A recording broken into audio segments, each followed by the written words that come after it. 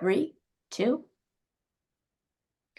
Hello, everybody. Good afternoon, and welcome once again to our weekly media briefing and public health update with Montgomery County Executive Marc Elrich. I'm Lorna Vigili, Hispanic Public Information Officer, and joining us today is Dr. James Bridgers, Director of the Department of Health and Human Services, as well as Mr. Sean O'Donnell, also from HHS, and he is Acting Deputy Chief of Public Health Services. Dr. Earl Stoddard, our Assistant Chief Administrative Officer, and today we have two special guests, Maryland State Delegate Greg Wims, as well as Montgomery County Police Department Sergeant Pat Kepp. Members of the media, thank you for joining us today. Remember to raise your hand during the Q&A portion of this presentation. And with that, good afternoon to you, Mr. County Executive. Good afternoon, and thank you all for joining us today. I'm down in Annapolis again. I'm down here. Legislature's in session. We've got bills of interest, and so we're down paying attention. And I was down here yesterday as well. Today, though, we're celebrating some exciting news for our local economy in the state of Maryland. That's AstraZeneca is planning its second major expansion in Montgomery County in the last 2 months. A new $300 million investment in state-of-the-art manufacturing facility will be added to the global company's footprint here in Rockville.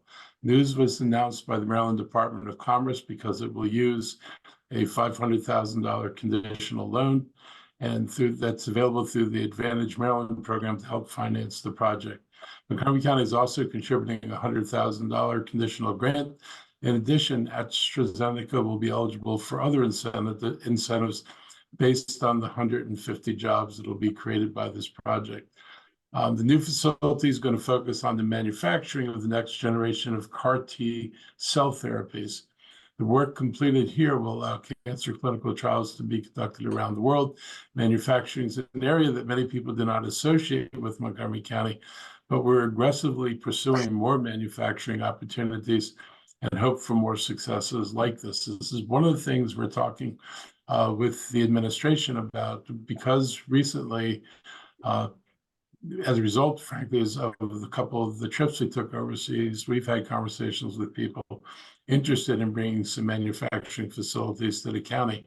I believe that, the ability to diversify some of what we do is a good thing, and manufacturing certainly provides a window into an area that the county really hasn't been present on. We do have smaller facilities that do light manufacturing, and we're trying to get into that space above light manufacturing that does more volume and size, but we're not going to become an area that with a lot of gray manufacturing that deals with a lot of environmental issues. Much of what we're looking at now is pretty clean work, and also comes with it really well-paying jobs and opportunities. So we're excited about the opportunities that have come in front of us and where we hope we're going as in the coming months with progress in the county. So that's been good news for us.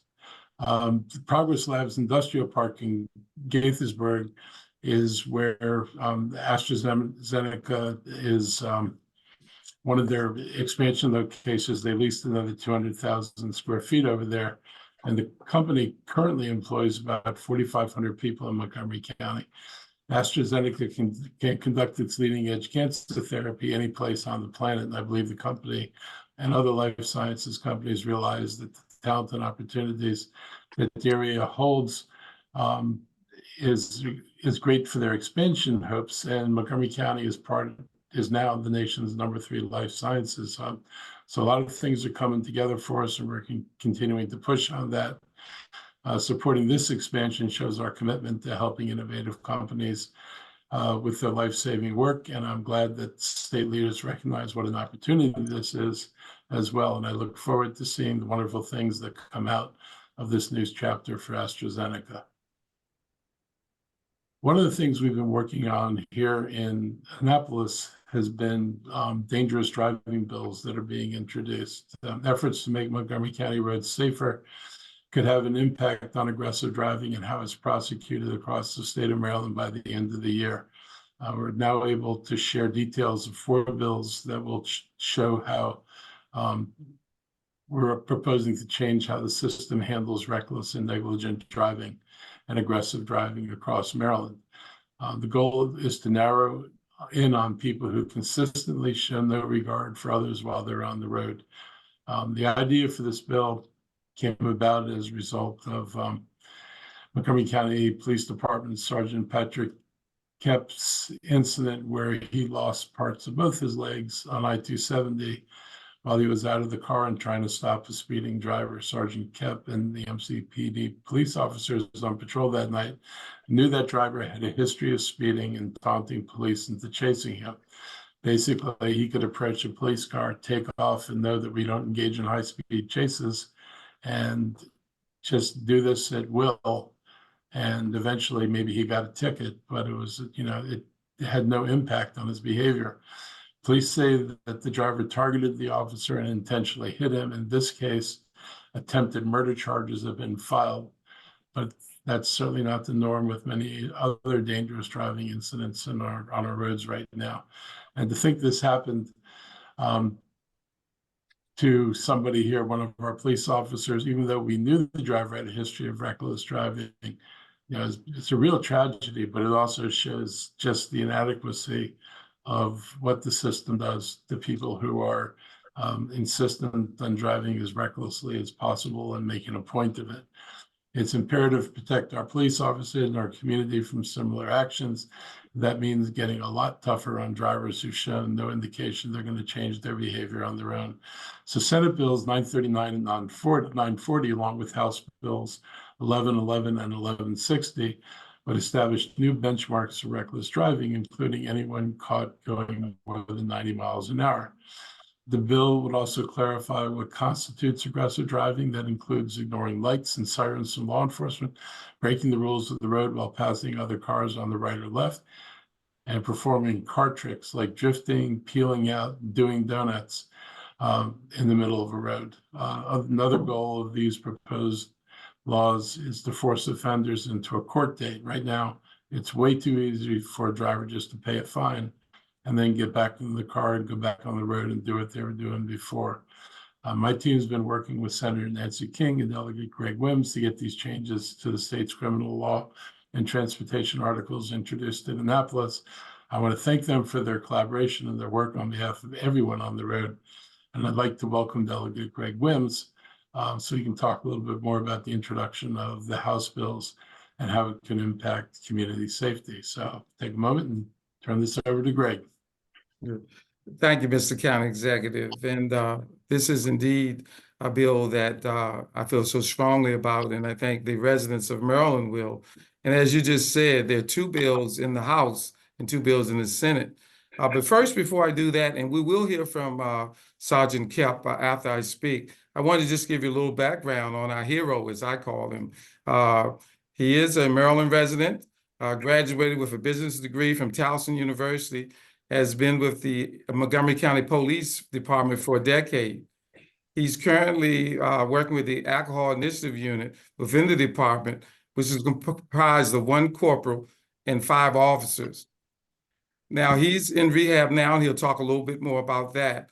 But I want to say, as far as I'm concerned, and as we go to the House and we have our first hearing, I'm going to actually call it the Sergeant Pat Kepp bill on reckless driving and then criminal law. So the first one, as you said, Mr. County Executive, is House Bill 11, which 1111, I mean, which pretty simply says this, that we will change the laws a little to include reckless endangerment in the use of a vehicle in a manner that creates substantial risk of death or risk of serious injury by someone driving a vehicle.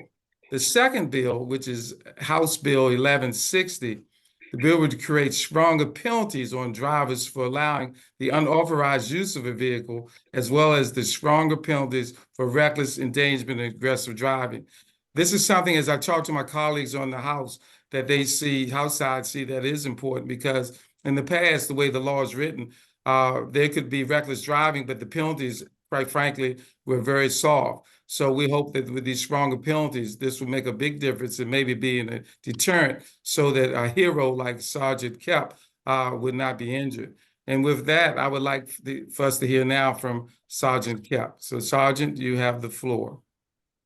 Thank you, Delegate Wims, and I very much appreciate your support, Senator King, Executive Elrich, Dr. Stoddard, everyone's, willingness to involve me in this process as well as law enforcement in general.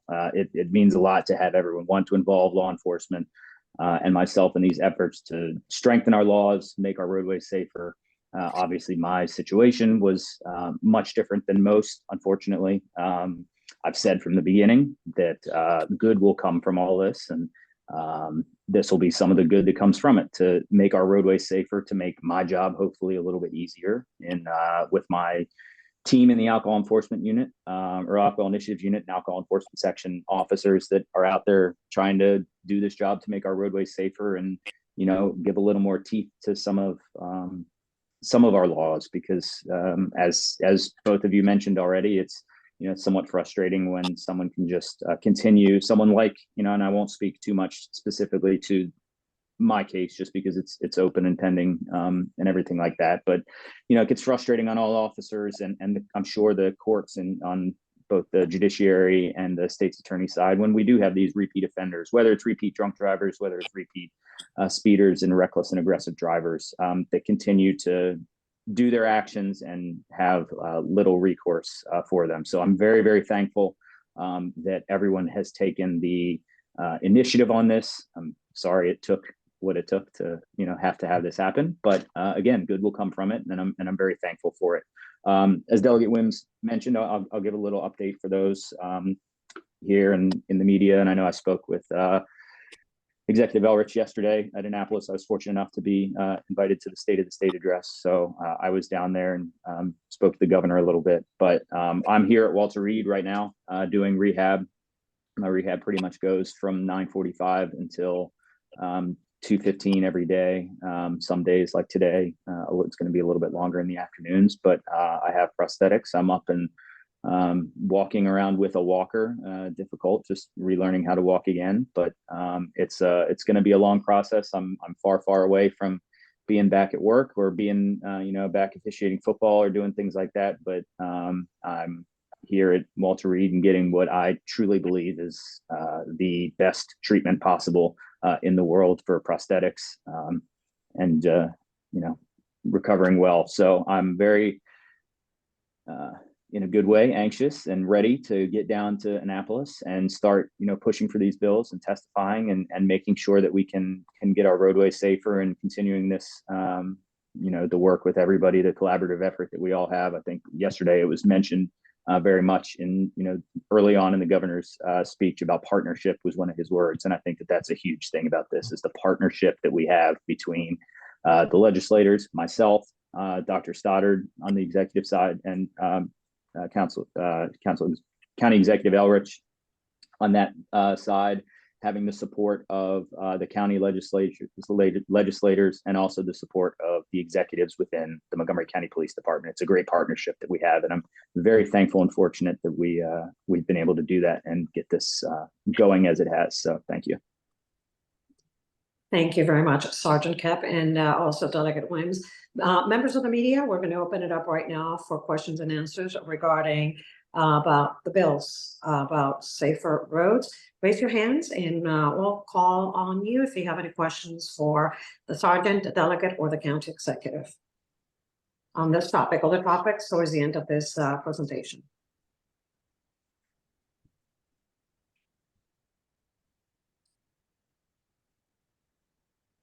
Let's see. Any questions?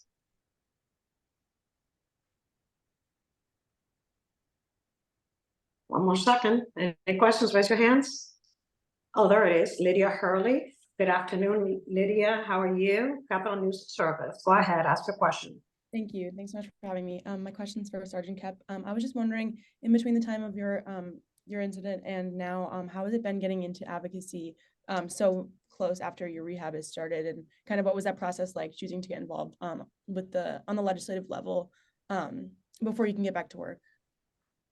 I think I made that very clear to Mr. Elrich when he came and visited me, Dr. Stoddard, and Mr. Madaleno, and Chief Jones, and pretty much everybody that was there. I mean, I said that, one, I was going to be back at work.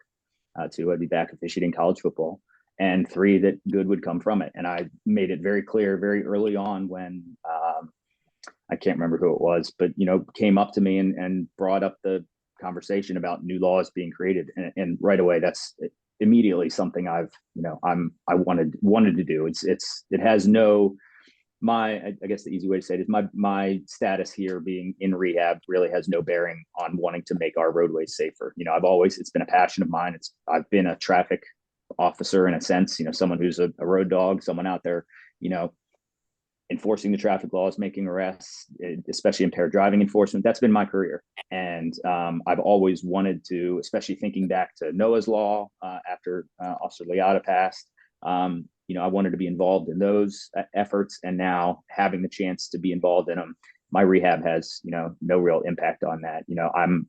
I want to be there in Annapolis. I will be there in Annapolis to make these bills happen. I will also make sure that my rehab is continuing. That's the first priority. But yeah, it's really no thought to, the two going side by side. It's just something that it needs to be done, and I want to be there, and I think it'll be, more impactful if I'm there speaking about, my incident and advocating for it. Thank you. Thank you, Lydia. Members of the media, any other questions for the sergeant and or the delegate? No more questions about this topic? If not, I did want to add one thing. It just so happens I had breakfast this morning with a group with the governor, and the superintendent of the Maryland State Police were there, and the superintendent asked me to definitely let him know when the hearings are coming, he would like to be there in support of this bill. And as mentioned earlier, the governor has said that too. So I'll reach out to his people so that we can make sure we get both in the Senate with Senator King and with me in the House, that they're passed and be signed by the governor. So thank you. Thank you, Delegate. Judy Hurd with the Greater Olney News has her hand up. Good afternoon, Judy. Good afternoon.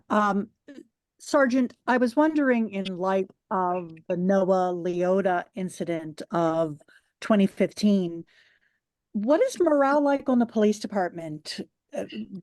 Police officers are now going out doing their job, and we've had at least these 2 very horrific incidents.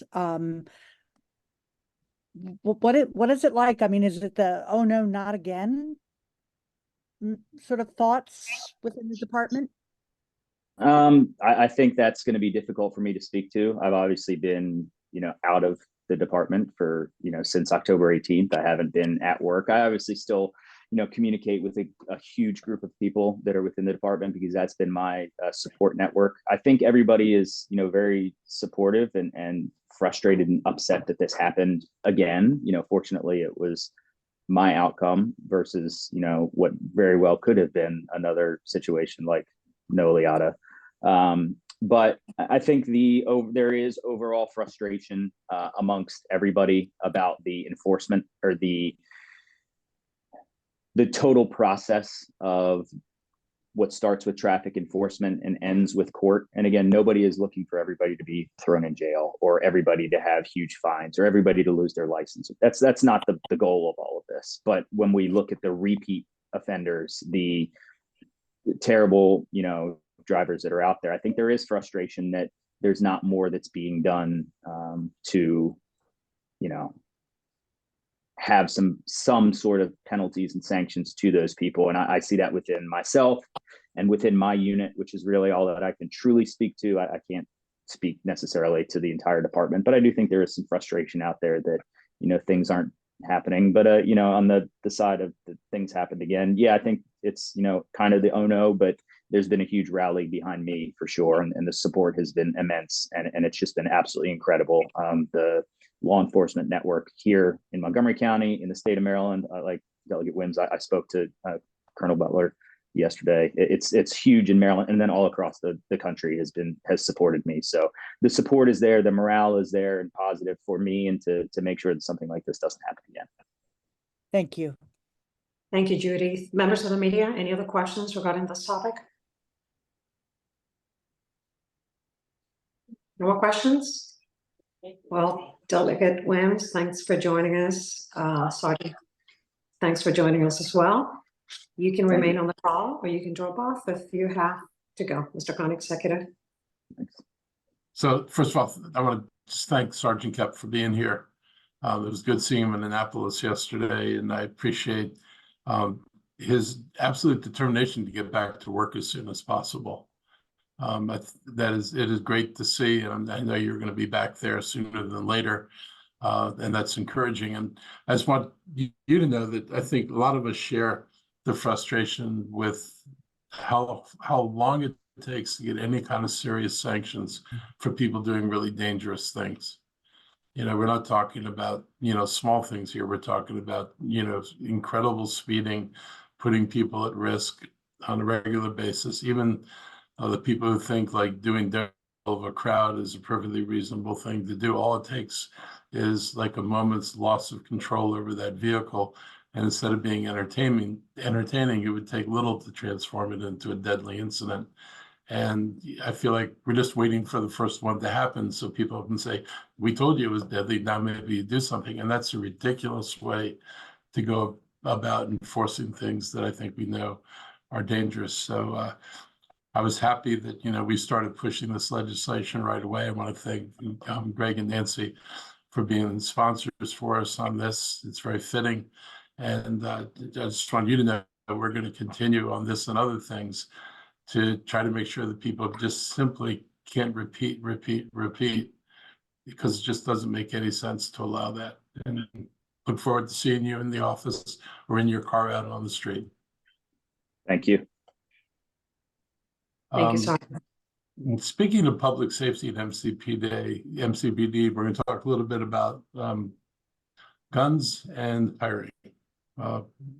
This week, the County Council's Public Safety Committee received an update on 2023 crime trends from the Montgomery County Police Department, and they show the proliferation of guns continues to be a major factor in the crimes we see. And more than 3 out of every 5 homicides investigated in 2023, of them, almost 1 in 2 of the robberies involved the firearms. So 3 out of 5 homicides and 1 out of every 2 robberies. I want to talk a little bit about ghost guns, because this is, I think, one of the most disturbing things, and probably falls in the same line as our earlier conversation of just tolerating stuff that's just frankly nuts. So if you wanted to buy a gun, say a 9mm pistol, you would have to go normally through a registration and approval process. It's not onerous. You can get an approval. People get them all the time, and it's pretty straightforward. Ghost guns aren't treated like guns. So you can go online and order a ghost gun. For those of you who wonder what a ghost gun is, because I've used that word a lot, I don't think we explain it. You buy a kit, or you buy pieces separately, and then you assemble the gun out of the kit. Some of the kits come with handy dandy videos that'll tell you how to put all this together.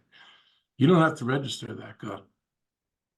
You don't need proof of registration to get that gun. If you are buying a handgun mail order, it has to go to a licensed dealer in Montgomery County. You have to wait, and you have to demonstrate that you've got a license to get that gun in the state of Maryland. The ghost gun doesn't require any of that.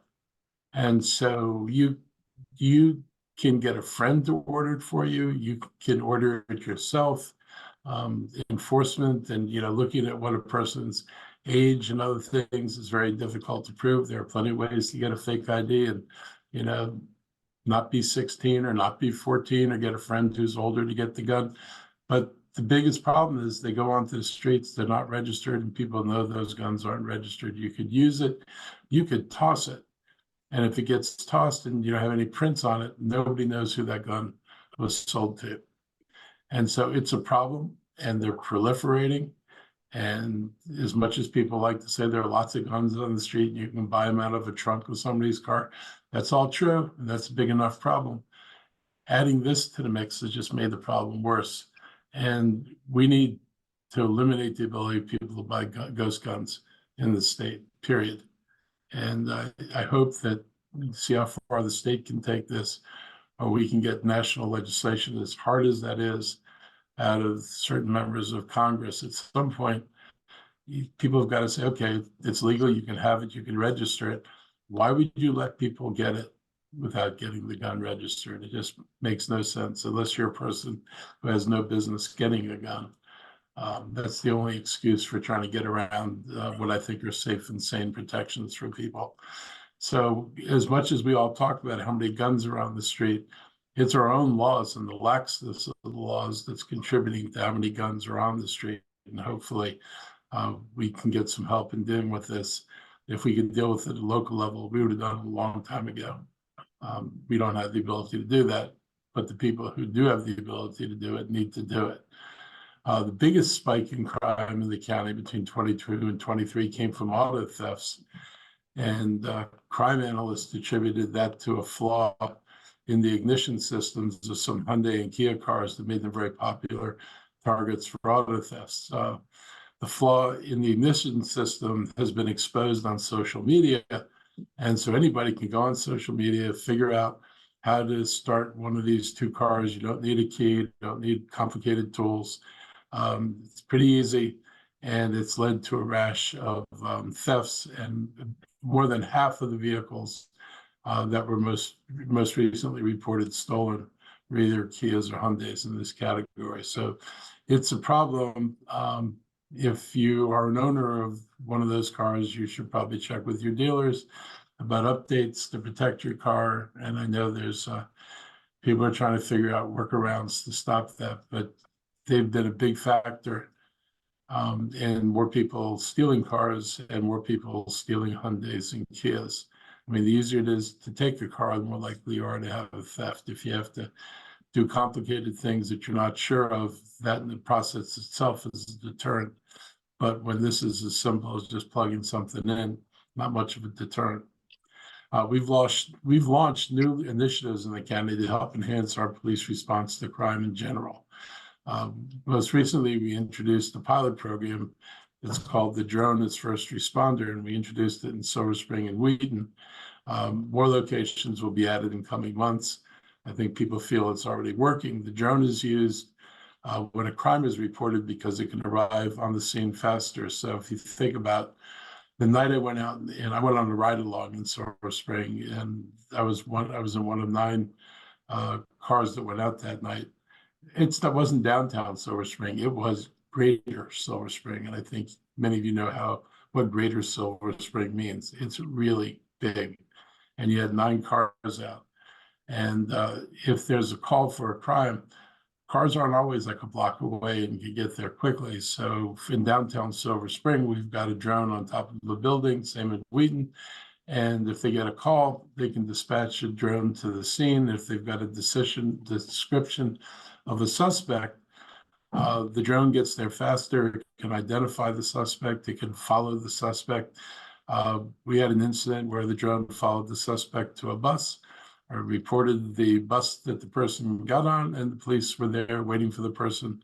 And I think the next bus stop or 2 bus stops down, and took them off the bus. So the drones are going to help us get on the scene faster, help us identify people, help us track people before police can get on the scene. We think it's going to be a real enhancement to the work we do, and we're going to be putting more of these out. For those of us concerned about privacy, the drones, observe the kind of privacy all of us, I think, wanted. It does not fly down the street and identify who's walking down the street. It's not going to have the database of everybody's photograph and to figure out who's in downtown Silver Spring at night. As it approaches the scene, the camera is pointed up and away from buildings, so it's not going to be flying by anybody's apartment building. The cameras come down and get to the right location when they're actually on the scene and have something to look at, which is a target of their interest. So we've instilled as many things as we can in order to protect privacy and not have this become another thing in the privacy world to worry about. But it is enhancing public safety, and it's one of the tools that is available now to do that. But we've added other technologies as well. We now have our license plate readers that on the cameras in our cars that are helping police identify stolen cars. And license plate readers are now routinely scan plates. So if somebody's driving down the street and a plate pops up on the camera will look at the plate number and can determine whether that's just a regular vehicle going about its business or if it's a stolen vehicle or a stolen plate. And so, this is another way that our officers have been able to identify vehicles before they've been able to do anything. And that's really critical to be able to speed up the process of identifying stolen vehicles. We're adding more public security cameras in high traffic areas like parking garages and highly trafficked streets. I think if you're in downtown Silver Spring, you'll notice we not only have some cameras in garages, but we actually have cameras on the streets now. I think, this is not the kind of thing you do with great, excitement, because you realize that all of these are things that in some sense can add to people's anxiety, but the fact is they're deterrents to crime, and they're more likely to be increasing people's security than jeopardizing people's security. So they're there. They're going to help us, and they'll continue to help us, and we'll be expanding technology as we can. We're making a priority, though, to add more police officers on the street. At the end of the day, what we do is really limited by the lack of officers in our department. We're approaching 200 vacancies in the department as people retire. We have a force that was older, and a lot of people coming up against the period in their life when they can actually retire from the police force, so it exacerbates everything else. And recruiting continues to be difficult. One of the first things we've done is we've hired a recruitment firm that was used successfully in Fairfax County to target recruitment of quality candidates. And Fairfax County seemed to have a good experience. We're going to see if we can replicate that experience here. We're looking at things we can do to take uniformed officers out of desk jobs. We have officers who, could be on a street, but they're occupying a desk job. We're looking for opportunities to fill the desk jobs with civilians or with officers, maybe coming back to the force just to do that and allowing these people to go out on patrol. We are actually looking at allowing ourselves to rehire police officers who retire from the police department or have left the police department. We raised police officer pay to make our salaries competitive with surrounding jurisdictions, and we provided signing bonuses as steps to attract more talented candidates to come to Montgomery County. I've said this before. One of the first increases I proposed in terms of wages was to the police department in my first term, because we knew they were beginning to lose officers, and we knew that our pay wasn't competitive. And at that time, we weren't able to get it through the council that was in existence then. Fortunately, new council has been much more willing to deal with pay incentives and competitiveness in pay, which is going to help us keep and retain and attract officers to come here. We're also going to be changing the college degree requirement. We've been requiring an associate's degree. It's a real deterrent because people can go to other departments, many other departments, and get hired without an associate's degree.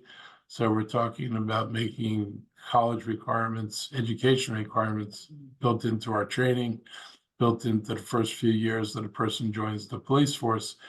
If you think about it practically, a lot of people who go to community college, which is the degree that was required, they don't go full time because they're often adults who are having to work. And it's hard to carry a full academic load and a full workload. So instead of getting a degree in 2 years, sometimes folks are stretching out degrees to 3, 4, even longer. And if we could focus on what classes we want people to have and do this through how we either train or how we require things during the first years of a person's employment, we can do this in a way that allows a person to work. The county can cover the cost of the education requirements, and we can get people into our department and get them the courses they need, but tailored to what courses they really need. A 60 credit degree doesn't necessarily add anything to your ability to be a police officer. And so it matters what classes you actually take. So this is a discussion we're going to have, but it's the direction we're absolutely going to be moving in. As I said, we're looking to change the regulations to allow us to rehire former public safety employees. We could bring them back. We have a call center, which is another part of our police response or public safety response. It is way short of staff. It is a very difficult job, a very stressful job. And we'd like to be able to bring people back. And it's a perfect job for somebody who wants to come back and maybe work just 1 or 2 days a week. We're going to be flexible in hiring and shifts because we need to fill those positions. We need to do things different than we've been doing in order to get people back into these positions where they can help us and they can earn some extra money. And a lot of these people are going to work someplace else. They could just as easily work here, and we're kind of silly for letting them go anyplace else, but not letting them work here. So we're looking to change that. And one of the last things we're working on is the state has a limitation on hiring police officers. If you smoke marijuana, you can't get hired. So if you answer an application honestly, and you wind up not being hired, you will go to most other departments, except in the state of Maryland, where you can get hired. We've got a board in the state which is being an obstacle to getting rid of the ban on hiring people. We need to hire people. It's legal here. And the law was passed, and smoking marijuana was not supposed to be an impediment to a job. Apparently, this board is continuing to make it an impediment. We need police officers. They're not doing anything that anybody else doesn't do. So we need to stop pretending, and we need to have a more open approach to how we deal with this. And those are things that could actually make a real difference in our hiring people in Montgomery County. I think it's pretty obvious that there are a pretty large number of people who smoke marijuana. Many of them live totally normal, useful lives, doing, things that everybody does in normal life. And this one thing could keep them from becoming a police officer. That doesn't make any sense. So we need to bring our laws up to date with reality.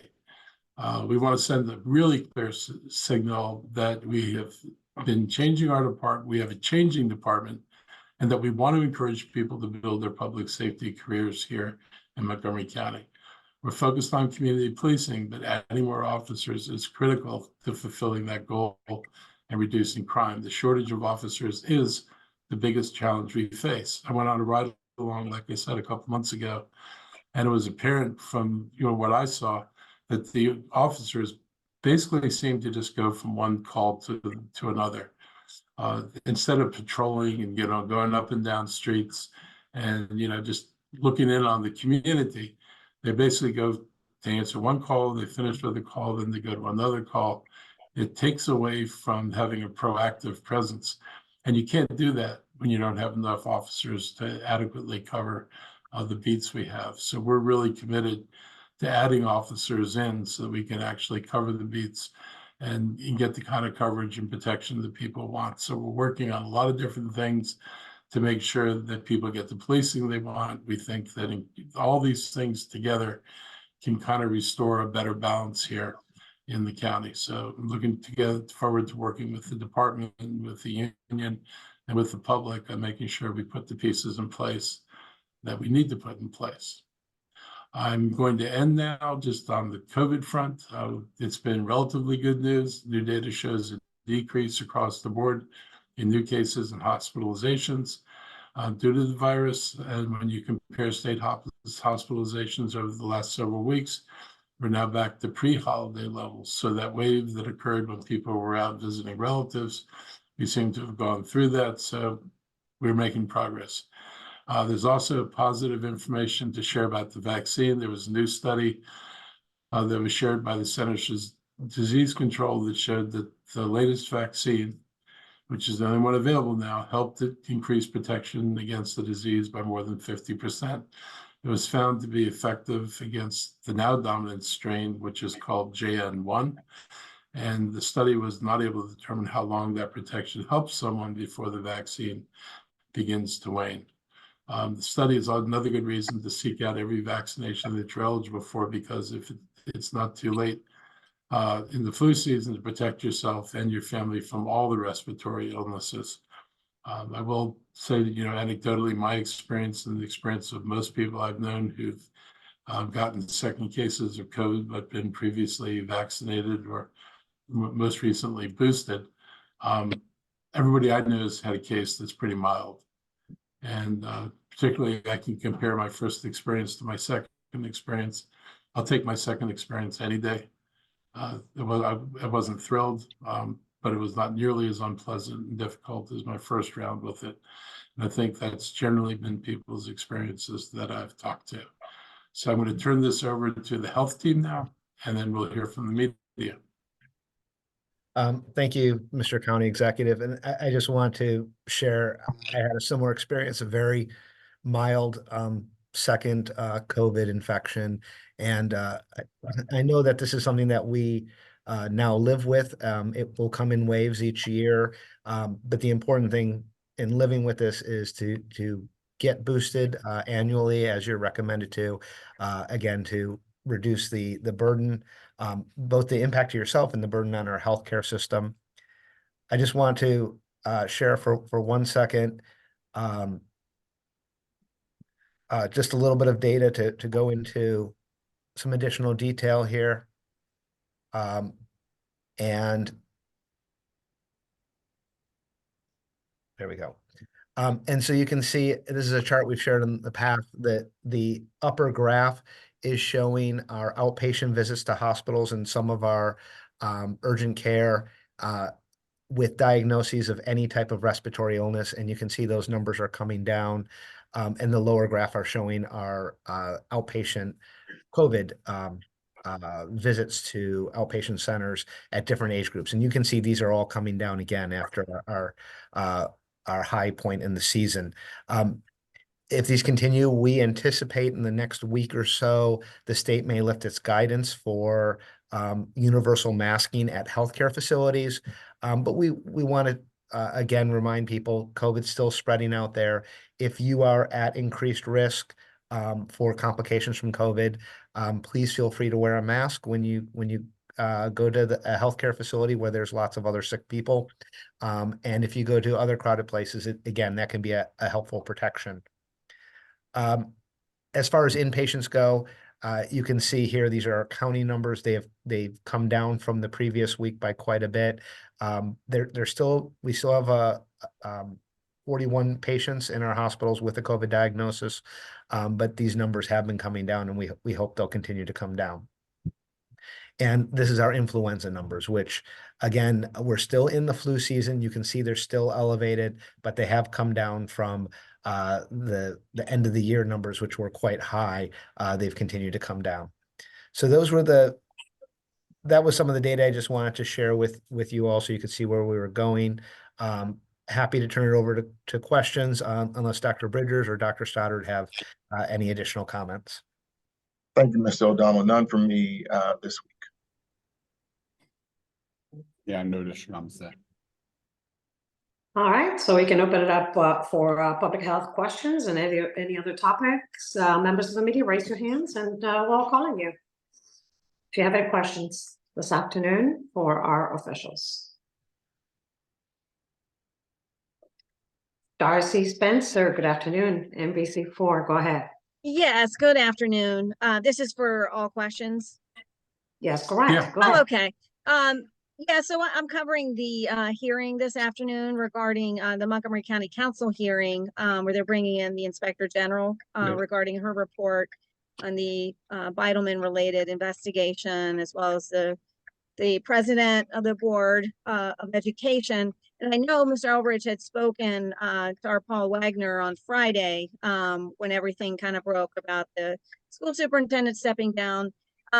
Just in light of the meeting today, if he could just talk a little bit about, what he needs to know. I just talked to someone with the council. It was like they still have a lot of questions. A lot of money is being sent into the school system, but there's not a lot of knowledge about where the money's going, and specifically with the settlement agreement with Dr. McKnight, how much money was paid and things like that. Just what are your thoughts on that ahead of that hearing today? I guess I've got a broad range of thoughts on this. I mean, first of all, the IG's report, if you read it, you notice it didn't mention anybody. So it talks about a flawed system, but the system didn't actually lead to making bad decisions. People made bad decisions. And so we still don't know who any of these people are. Maybe a few of them you can guess because somebody is no longer working with the school system or somebody got moved to a different position. But there's been no, like, this happened here, this person did this. These are the things, that are problematic. So they need a system with better safeguards, but this stuff goes back a long way. And, one of the things that I find challenging when I look at this is, there's a report in there that's cited in 2019. If you were to talk to the union, you'd find out the union said there were complaints about people either at that point or even earlier. And there's no discussion about any of that. Vitalman wasn't the only potential case that should have had more attention. So far, it seems to be the only case that's gotten more attention. And it shows, when you start looking at the dates, that multiple superintendents were given information about this. And I'm going to guess multiple people on school boards had some inkling about this, and nothing ever happened about it. So that's an issue to think about and to understand how we're going to go forward from here. I'd say just in general, we have a part-time school board, and I don't think people realize, A, it is part-time, B, they have very little staff. I'm a former, council member. When I was on the council, the county government budget and the school budget is basically half of the total $6 billion plus budget in the county. As a county council member who's supposed to be analyzing budgets and making recommendations, because remember, the it doesn't oversee departments and isn't running departments. They're basically looking at information and making decisions about what to do. They have like 4 or 5 staff members for each of them. They've got an entire floor of people who can do research. So if a council member had an idea and wanted to know something, or if they heard that the county government wanted to do something, or maybe somebody else was interested in doing something, they've got the tools to investigate. Council members have their own staff to investigate and follow up on things. The school board has no staff. The only staff they were given was staff to do basically public relations, interface with the public. That's nice. But if I'm going to be in a position of being responsible for oversight is not done by having somebody be your interface between you and the public. Oversight is done by having people who can actually do research and analysis for you and tell you if a superintendent proposes a program and they say, I think this is the best thing for sliced bread. Maybe you go and look at other jurisdictions that have sliced bread the same way and see whether they think it's sliced bread having done that, or whether there are people who said this didn't really pan out. But you don't have a board that can do that. And I really think we need to think long and hard about giving a board the tools, considering making these full-time jobs so that they can oversee a $3 billion budget with the kind of attention that a $3 billion budget deserves. And if we're not willing to do that, then basically you have a board that functions as a rubber stamp. The superintendent says something over.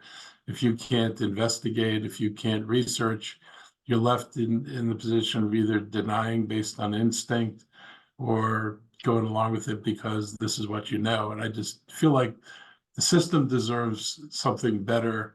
I don't blame the school board on that, except they could have added staff positions to help them with research, and they've not been willing to do that over the years.